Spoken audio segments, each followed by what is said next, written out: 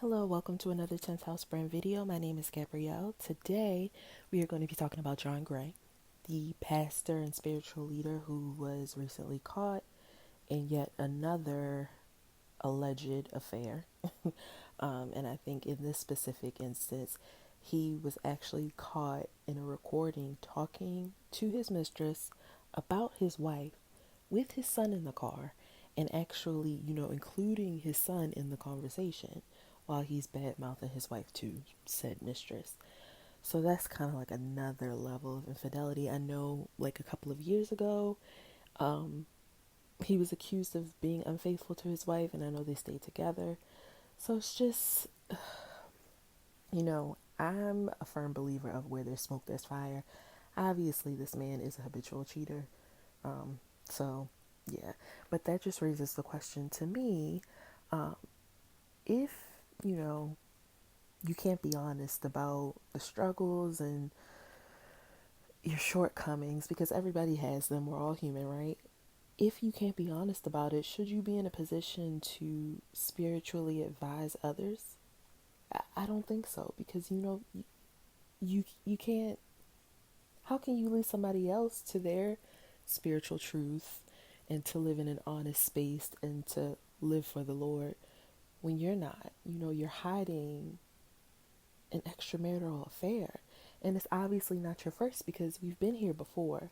So, I mean, from what I see in the reports, it looks like, he's admitting it and he's saying he's in therapy and counseling.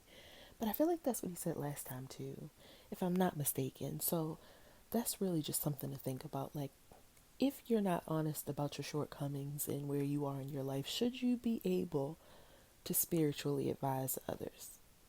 Are you in a place to give others advice when you yourself cannot follow the advice that you're giving? Food for thought. So, anyway, I didn't even get to the topic yet. I pulled some cards just to see kind of what's going on between John Gray and his wife Aventer. The first card that fell out of the deck, I didn't even have to shuffle for long, was the death card reversed. So to me, this is him not wanting to change his behavior. He's caught in a repetitive, negative, emotional pattern. So he's doing the same things. And, it's kind of like that person that says they're going to change, but they're doing the same things. And it's like, oh, yeah, I'm going to change. I'm going to change. I promise I won't do it again. But every time you turn around, they're back to the same thing, doing the same old thing. And that's just like him saying, like, I'm going to therapy. Yeah, I'm in counseling right now. Pray for me. We're all human. We're all, living for the. He's doing the same thing. He's stuck. So, in this case, yeah, him doing the same thing as him cheating on his wife and being unfaithful. The next card I pulled was the Page of Wands reverse, which shows a failure to commit to his marriage. It's not funny. I'm not laughing at him failing to commit. It's just, I don't know. Anyway, I don't see him as a dependable and faithful husband with this card, and we know that he's not, obviously. So I pulled some more cards just to see what's going on between him and Aventer. The first card I pulled was the High Priestess, which tells me we don't know everything about the situation. Like, there's some things that are still hidden behind the veil. It's possible, and very likely, that his wife doesn't know everything about the situation either, obviously. And it's possible that she doesn't want to know everything about the situation. The next card that I pulled was the Ten of Pentacles reverse, which shows some conflict in their marriage, obviously. It shows a lot of focus on the outside opinions of the marriage, which could be like maybe a third party, the mistress in this case, or maybe like public opinions, since he is a popular spiritual leader, instead of the connection between partners. So the connection between the partners is probably somewhat diminished.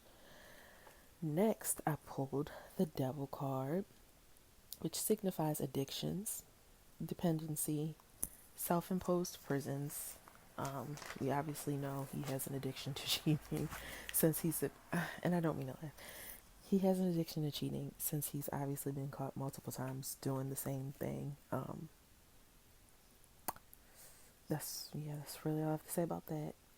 He's indulging outside of his marriage, obviously. He's not emotionally satisfied or fulfilled in the marriage with his wife.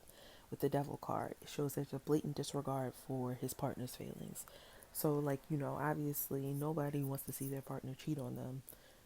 And the fact that he keeps doing it, he was caught before and she covered for him, and he's back to doing it again. And not only is he back to doing it again, he's kind of bad mouthing her to the mistress, using their child. I don't know any form of disrespect that's greater than that. So the devil card is yeah, I mean, seems appropriate in this case. Obviously, he's selfish and unable to control his impulses, and honestly, he probably doesn't want to. He's not happy in the relationship with his wife, according to these cards. So next, I pulled cards to see what the outcome will be between John Gray and Aventer. I pulled first the Temperance card, which is a sign of patience.